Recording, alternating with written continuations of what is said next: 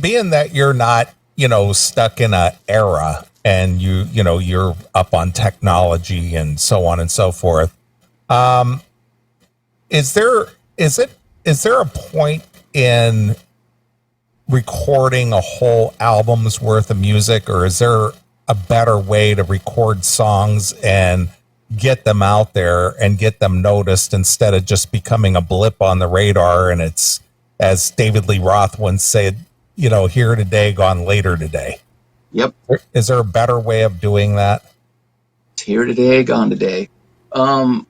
Yeah, for me, it's not doing a record. We're not going to do a record. We're not going to put out 10 songs. We're going to put out singles. Okay.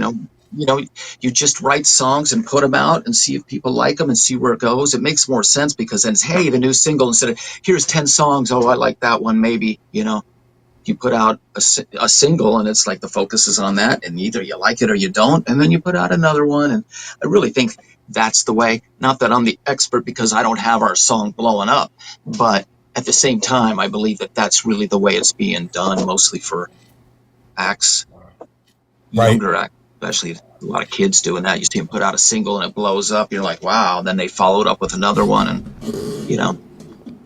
Well, obviously the relationship with Jack Russell and Jack Russell's Great White and stuff kind of, and being that you're,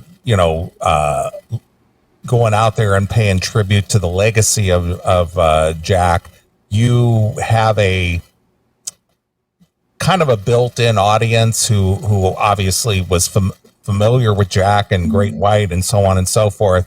Is there any thoughts on somehow getting a different or gaining more of an audience outside of that realm at all?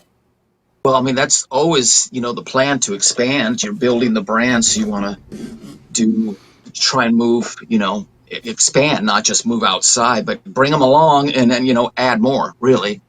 So how you do it exactly, who knows? I mean, with He Saw It Coming, my thought with that was, I wrote with Jack that whole record. Some of them were my initial tracks, some of them were his. Well, the one was Chris's.